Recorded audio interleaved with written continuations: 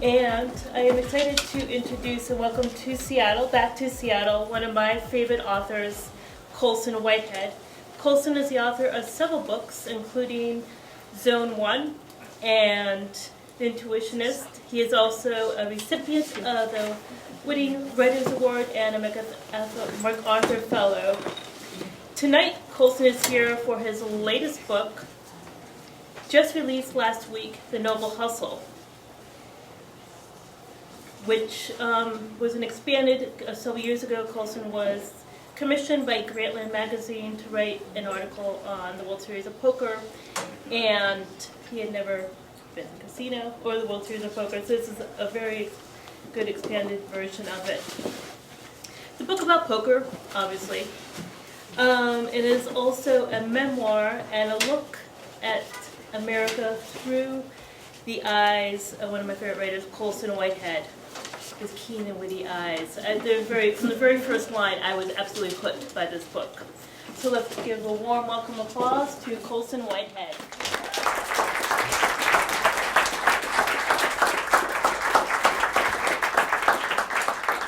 Howdy do. Thanks so much for coming out tonight. So in the spring of 2011, I got an email from the editor of a new magazine. He asked if I wanted to write something about sports. No, I said, I hate sports. Sure, now and then I mixed it up in a who had the most withholding father contest with friends. But that's as far as it went with me, competitive sports-wise.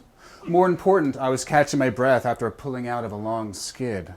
I'd recently finished writing a novel about a city overrun by the living dead, and the plunge into autobiography had left me depleted.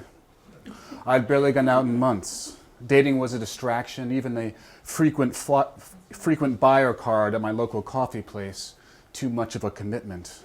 Now that I was done with the book, I wanted to rejoin society, do whatever it is that normal people do when they get together. Drink hormone-free, humanely slaughtered beer, eat micro chickens, compare sadnesses, things of that sort. The editor had heard that I liked poker. What if they sent me to cover the World Series of Poker? No, I said again. I did indeed like poker, and although there was no way he could know it, was very fond of Las Vegas. But 10 days in the desert, in the middle of July, I chap easy. And again, I wanted to give myself a break. In the past year, I had devoted myself to the novel and to figuring out the rules of solo parenthood.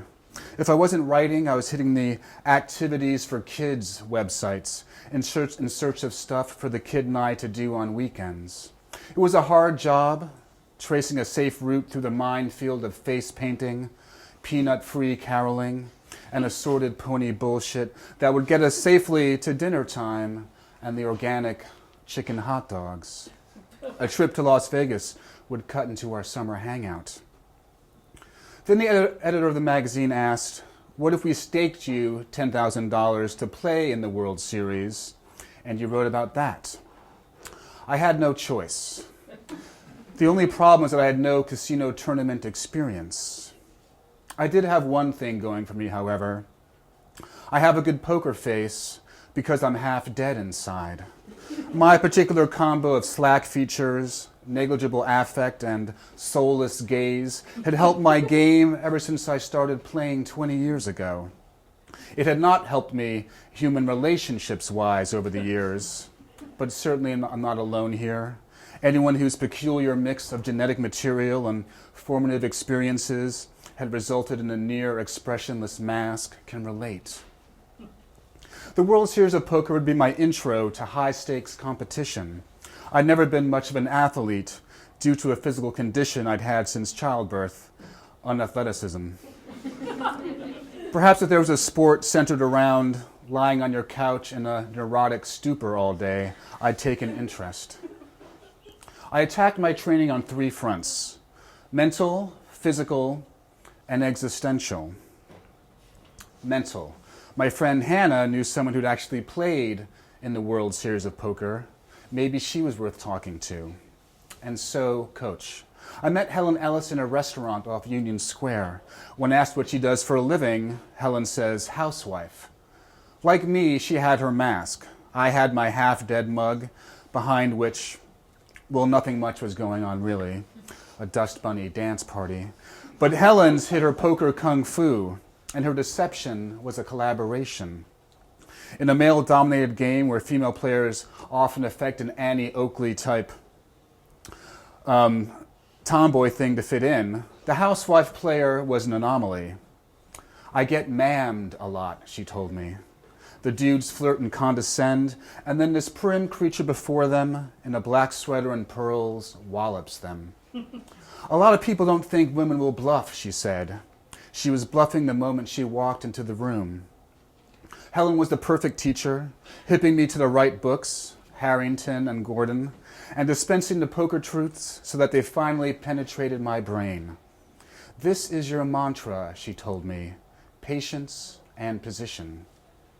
Those first weeks when I was trying to soup up my game, she told me about where to play in Atlantic City. The Borgata and Caesars, of course. Yes, the Taj Mahal is in the movie Rounders, but it's a dump. More important, she kept me from freaking out.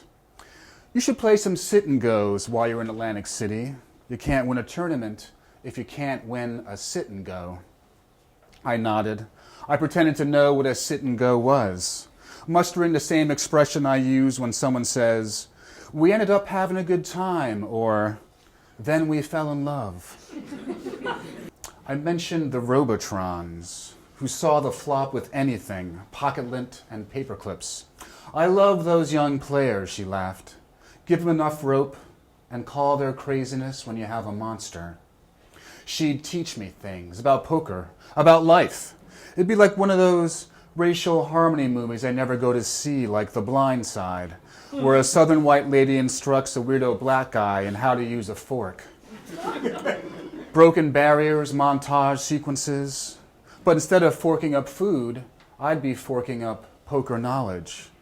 The way I understood it from trailers and Oscar telecasts, the black person teaches the white person something in return.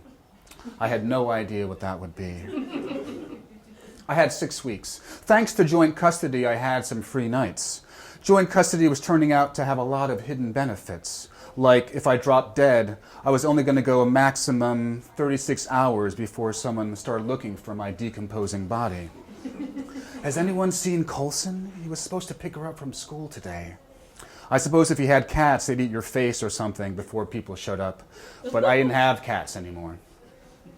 It went like this. I'd drop off the kid at school, hop on the subway to the Port Authority, and then catch a bus to AC. Then I'd gamble, catch a midnight bus back to the city, sleep all day, and then pick up the kid from school the next afternoon. I'd make dinner, put her to bed, read Harrington, take her to school, and then start over again. Over the years, my half-dead face had kept drop-off patter to a minimum, but occasionally I'd share a few words with the other parents on the way into the lower school. Can't believe the school year's almost over. They grow up so fast. Off to work? Actually, I'm going to Atlantic City to gamble. I see. Was there a corresponding decrease in playdates? Sorry, little one. Flushed down to the social sub-sewers with disgraced embezzler dad and grifter mom. They were scarce now, those two, at the first grade parents' potluck, so I couldn't even swap exile anecdotes with them. Exercise. Preserve my essence. Like heavyweights who refrain from sexual activity before a big bout in order to channel and convert that energy into violence, I too would safeguard my essence. Then it was brought to my attention that preserving one's essence meant no masturbation. Once again, I'd failed myself without even knowing it. Just as I made a judgment call, I didn't have time to master suited connectors and middle position. That's poker lingo. I'd have to forego this bit of my regimen. On to the second area of training, physical. This vessel of my body, this fragile sack of blood, essence, and melancholy humors, had to get up to competition-grade performance. I'd long aspired to the laid-back lifestyle of exhibits at Madame Tussauds. There are cool perks. You don't have to move around much or waste energy on fake smiles. And every now and then, someone shows up to give you a good dusting. Over time, I had indeed become the wax dummy version of myself, but that wouldn't cut it at the main event. To the outside observer, it seems like poker involves a lot of reclining in chairs, but you're still burning fuel. I lost 5 pounds, Helen informed me, referring to her last trip. The main event of the World Series of Poker ran 7 days, each one a 12-hour series of jungle engagements. You had to be vigilant. You grab a bite when you can. The calories going to power your game, your all-important table image, the mask of your poker identity, representing strength and weakness, riding herd over tells, creating fake tells, picking up chips, putting down chips. It adds up. Finally, I got a recommendation for a physical trainer, Kim Albano. In the business for more than a decade, she specialized in posture and core strengthening, vinyasa yoga with a little Alexander technique thrown in. I've been given yoga mats over the years as gifts, but the phrase loose-fitting clothing had always confounded me, conjuring visions of tunics or otherwise Jawa-type vestments, neither of which I owned. I ultimately opted for dad-style cargo shorts, whose multiple pockets I increasingly relied upon to spare me the indignity of carrying a fanny pack or man bag. I met Kim at a space she sometimes used on 4th Avenue in Brooklyn. She'd offer me a group lesson in Prospect Park with some of her regulars, but I declined. Too public, I thought. I preferred to work out like I eat beef jerky, making vulgar grunting noises without witnesses. I described my assignment before we met, and she was amenable. I have to become a living poker weapon in 6 weeks, I told her. You mentioned Rocky-style training in your email, she said. This might be a bit conceptual, I admitted. Kim did my intake, quizzing me about my exercise regimen, mere vapor, ailments, psychosomatic in the main, and hydration regimen. You have to keep drinking water, she told me. I described an average day at a tournament, the importance of keeping your shit together as you trudged through bad beats and dead cards, resisting the lure of going on tilt. On tilt being a species of berserker rage that destroyed one's gameplay. She taught me how to sit. She taught me how to breathe, according to the basic principles of 19th century health guru F.M. Alexander, and reintroduced me to my neglected spine, which I'd long treated as a kind of hat rack for my sundry, shabby articles of self. We ran through elementary yoga poses, cat, cow, downward dog. I mentioned that we got 20-minute breaks every 2 hours. What could I do to stay loose and limber? She said, cat, cow, downward dog. I said, I can't do that in a casino. My table image would suffer. We proceeded. I liked the sitting and breathing, the glancing moments of what she called proprioception. Bring it into you, she said. Make it yours, and then you can bring it to your poker. As I walked out into the glare and early summer heat of 4th Avenue, I felt a peculiar sense of well-being, which I quickly banished by sheer force of will, as I didn't want to ruin my streak. Assimilating this knowledge would take time, but I felt that soon I would be a lean, mean, sitting machine. Exercise. Purify the spirit. No more ruining my health with various toxins. I was doing well with the cigarettes, but why stop there? I could renounce more things, like 1, cut back on my microbrews, and 2, most reality television. Get behind me, master brewers of Brooklyn, Portland, and Chapel Hill, you hipster hopsters with your newfangled brands of incipient, yuppified alcoholism. My reality TV purge, shows like America's Got Schlubs and Keep Trying to Outwit Death, You Stupid Monkeys, meant everything except the competitive weight loss shows, whose contestants I recognized were on a parallel journey to my own. The Biggest Loser, exactly so. My failures possessed a weight, I carried them around, and before poker I sought the proper instrument of their measure. These reality TV pilgrims had already learned how to calculate their weakness, for its substance possessed an actual mass determinable before a live studio audience. Those shows made me more cheery than Pixar movies. The pleasure these guys and gals displayed over their new mastery of self. This one guy lost 150 pounds and said, I was carrying another man around. They're always carrying the old pants. They're always so huge.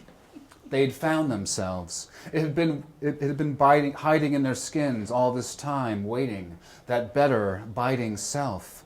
I could do it. More fiber for starters. You're going to be targeted no matter what, because you're pretty, Helen said. You don't look like your typical poker player. Pretty?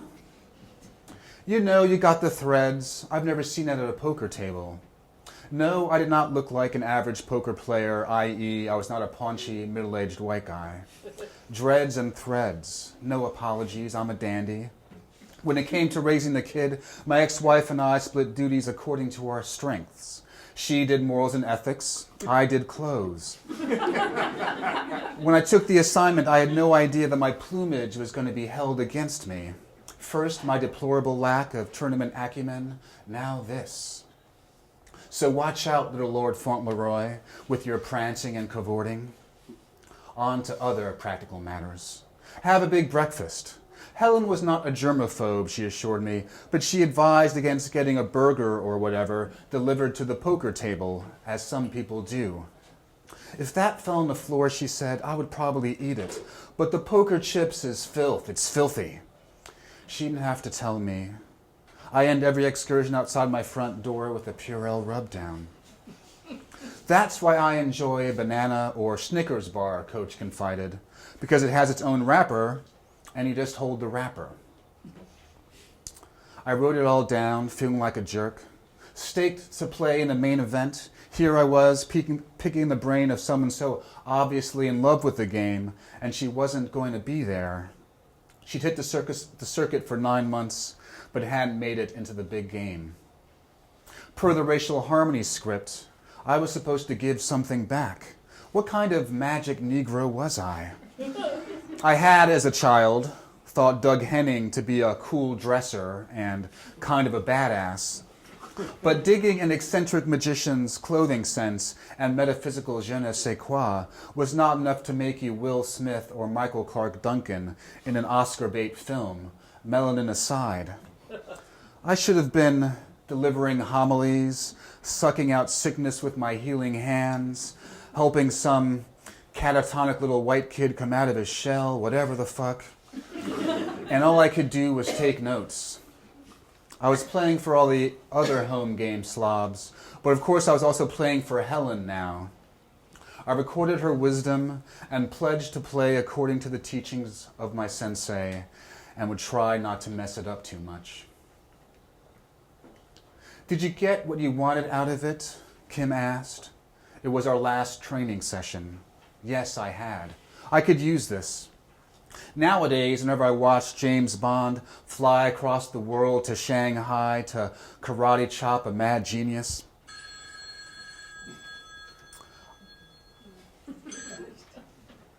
I couldn't help but think, but what about the jet lag? Isn't he pooped out from the jet lag, James Bond?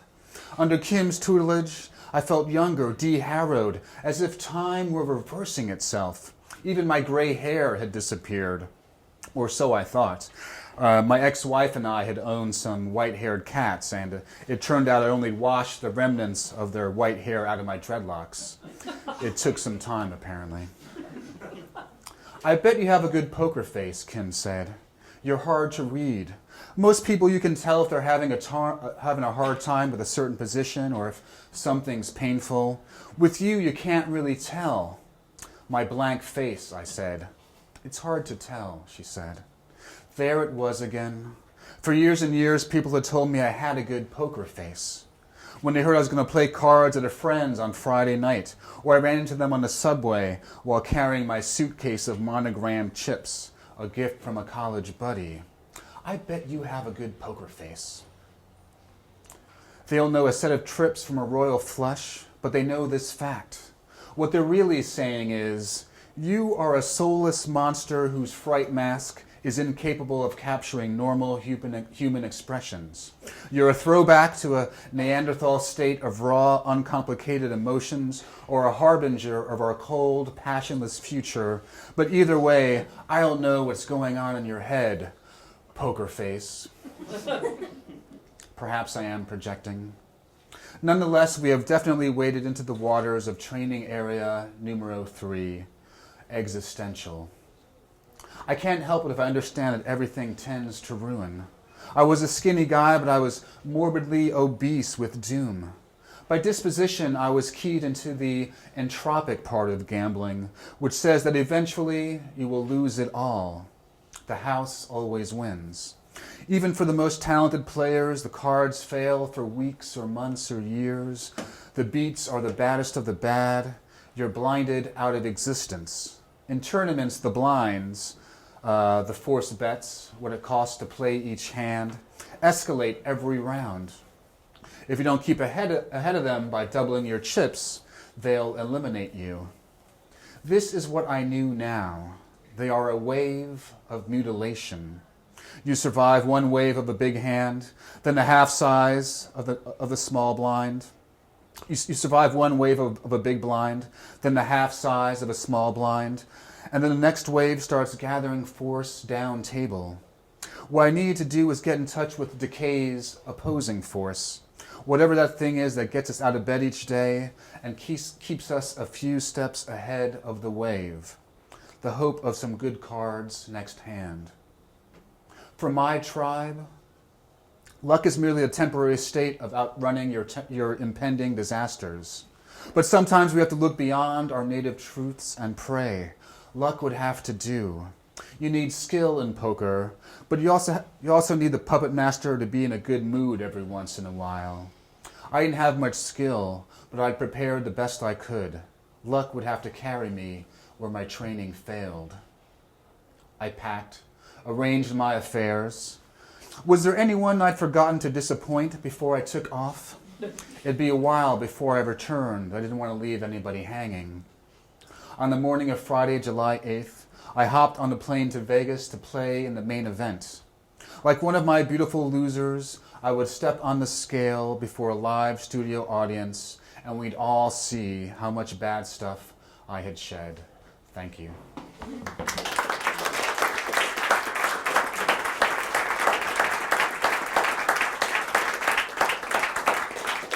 So any questions? Any questions for me or advice? So how'd you do? You have to read the book. Obviously, if I'd won $1 million, I wouldn't be here right now. I would have put off writing the book for a bit. But I had really good adventures. I met Stephen Garfinkel, who gave me some poker tips on July 9th, the day after I arrived in town. He played in the World Series many times, World Series of Poker, and got a book out of it, so it wasn't all just beef jerky and tears. Have you played casino hold'em since?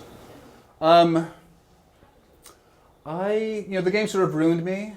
I was always a very sort of nice home game player. I always would be the explainer. If there's a new person, I would write the list of hands on a piece of paper. Like, one pair is 2 twos, and since I sort of got a glimpse of real poker playing, I've sort of ruined me. And whenever someone wants to ask a question, I just want to sort of choke the living hell out of them. But also, my lifestyle doesn't really allow me to play a lot of tournaments or go to Atlantic City. So after the World Series I went to in 2011, I followed 2 people I had played with. I was sort of talking to Matt Matros and Helen Ellis. And I hadn't intended to play anything, but I had some downtime, and I ended up playing like sit and goes, which are sort of quick 10-person tournaments, and got sort of sucked in. I haven't played in a casino since then. But if there's one nearby, is there one nearby? I probably would. There was another writer, Jim McManus, who did something similar. Did you read his book either before or after? Sure, not before, but as I was winding up the book, I read his book, which is great, Positively Fifth Street. Someone described my book as negatively Fifth Street, which seemed very true. And A. Alvarez's The Biggest Game in Town, which is from the early 80s, he went in 1981 under the dime of the New Yorker. And at that time, I think there were only like 80 people playing. When McManus went, I think it was like 800. And then after McManus played, and then sort of poker became really huge in 2003, it sort of swelled up to 7,000 or 8,000. When I played, it was 6,800 people.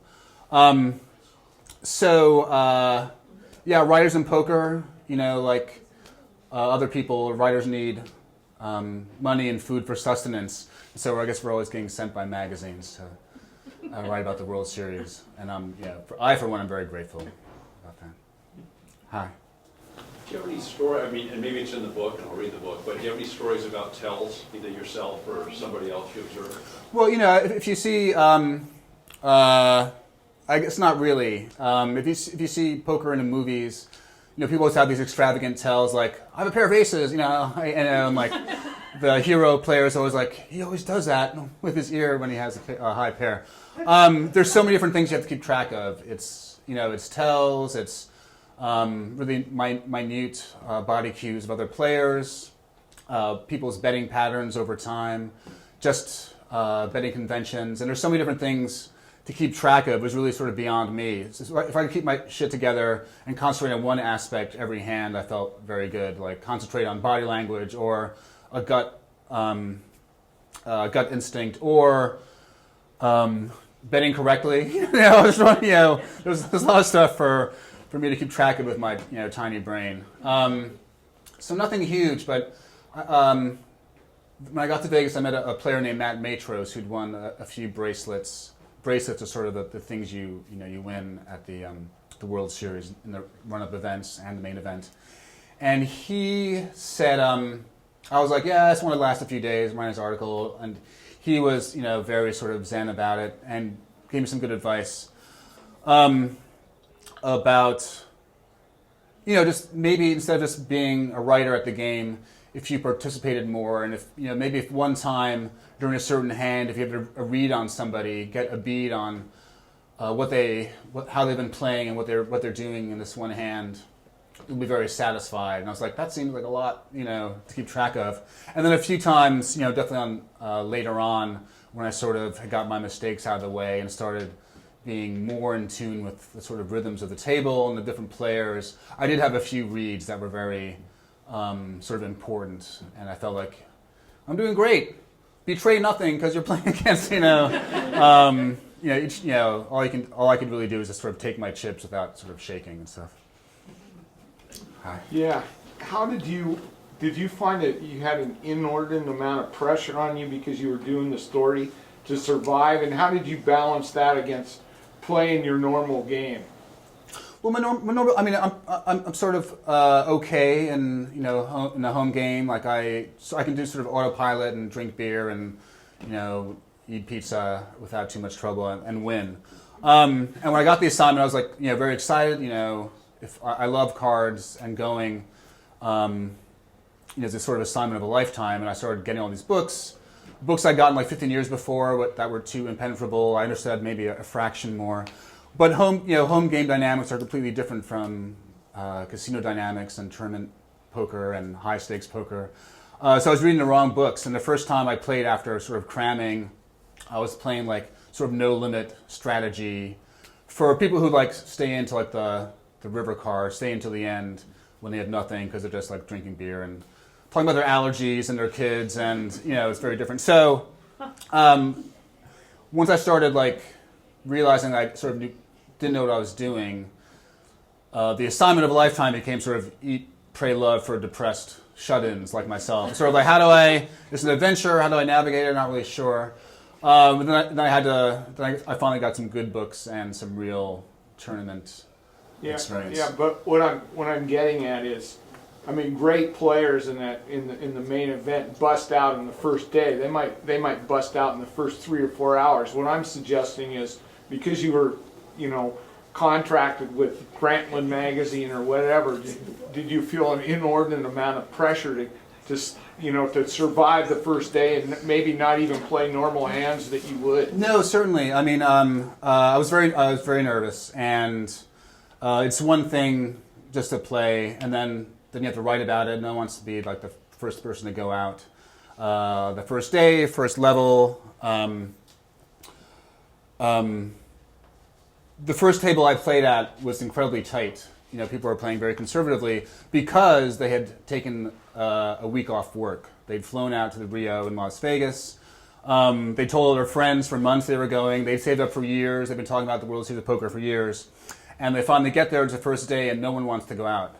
So really, for the first couple of levels, the levels like 2 hours, people were playing very conservatively. And when I had something good, I played them aggressively. Everyone folded, and that was sort of like the flavor for the first couple of levels. But there was one guy, a very young guy named Ryan Lanigan, who was playing not super aggressively, but really well, and he was sort of accumulating chips and sucking them to his person until our table is broken. Once people get sort of booted out, they combine tables. And he was like the real player at the table that first day. And I ran into him a couple days later, and I was like, hey, you're still here? I'm not, but I'm still in the hotel physically because I'm writing an article. And he, I think it was, I think he was chip leader at that point. Like 2 days from the end, he had like a couple million chips, and he'd survived. And he was playing, real, obviously, the cards had run well, but he was playing very skillfully. And looking back, he was the only person at that first table who was actually sort of in the game and not sort of running scared. How did you make the bridge from a home game which is friendly to just the absolute killer instinct of the casino tournament? Because I played both, and it's just a whole other world of just hostility and aggression. And I'm just wondering if maybe that just bothers me, but if that bothered you or how you dealt with it. No, I mean, it was very, very nerve-wracking. And I think the more I concentrated on just keeping track of my notes and what I'd read and what I'd learned over the last 6 weeks, the better things went. I was definitely, when I first started going to even just the cheapo tables in Atlantic City, I was intimidated by people. There were a lot of people who were like, I knew you had jacks. I was like, how do you know? You saw, but it's just sort of the way people talk and their sort of swagger.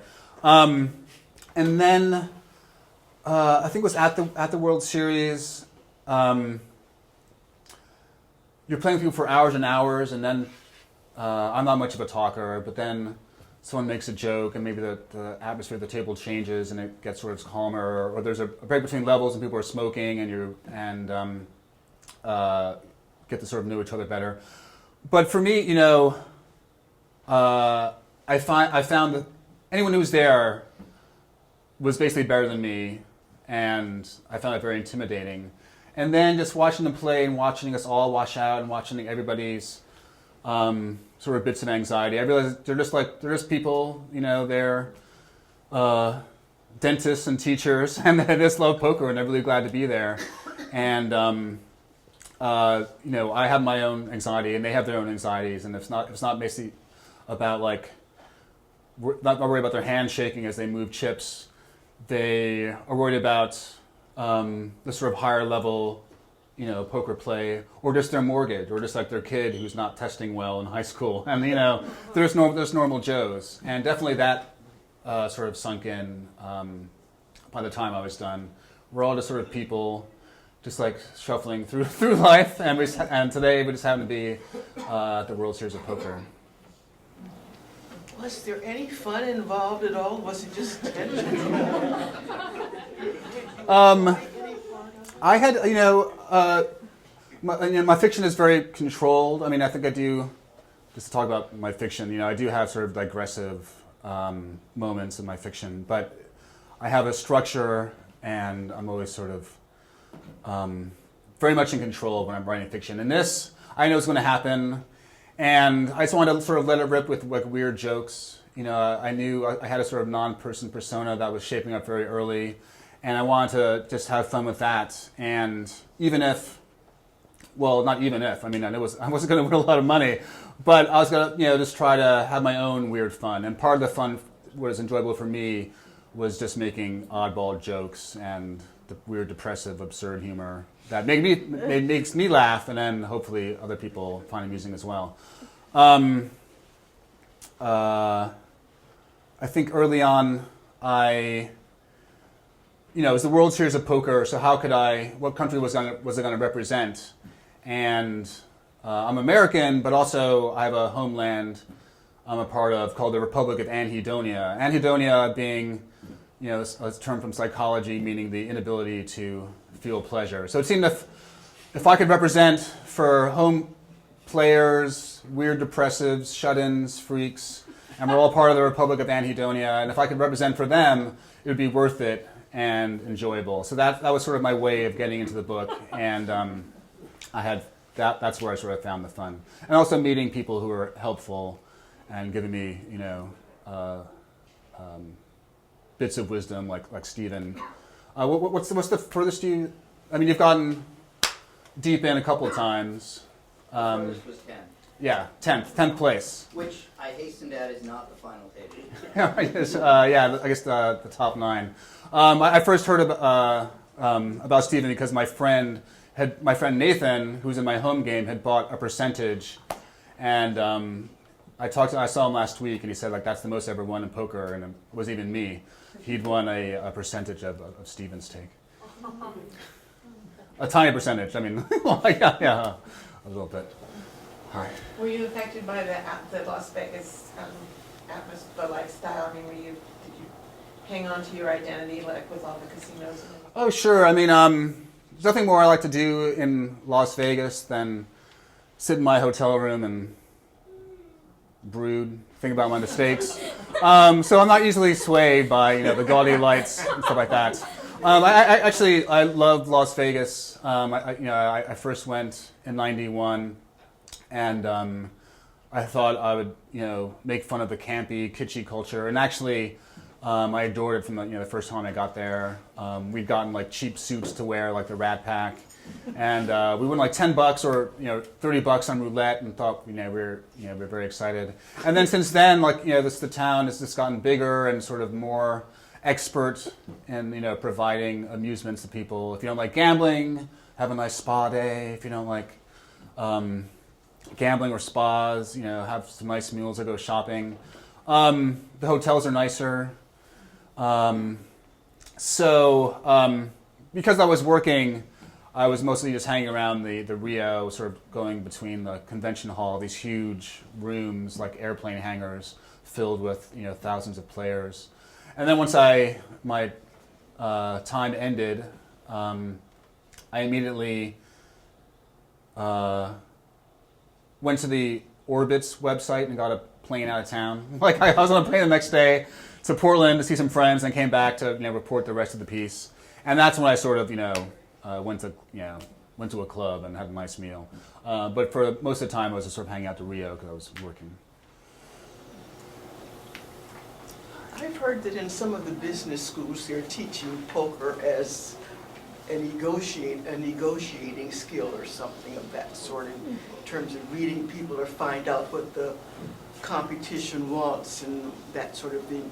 Is that useful, do you think? Or did you learn anything that you didn't know already in terms of people things? Well, I mean, the most I've ever won is a couple of $100 still. So, but I'm sure there are elements of game theory and stuff like that, or can be useful in business schools. Not really sure. I guess I don't really know. Would be the answer. And instead of vamping for a couple minutes, I'll just leave it there. So. Oh, sorry. Howdy. Yeah, hi. Has your daughter been inspired to do some writing because of you? My daughter's, is mentioned in the book.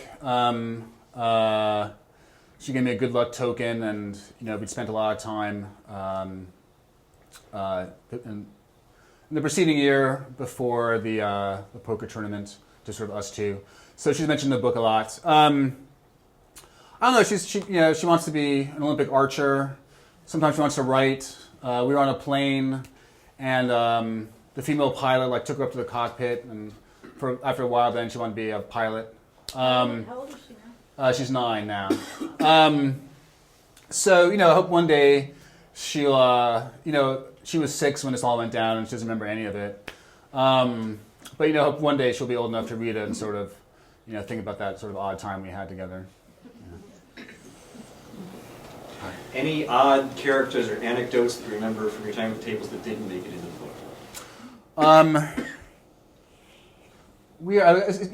I think if they weren't worthy, they didn't make it in for a reason.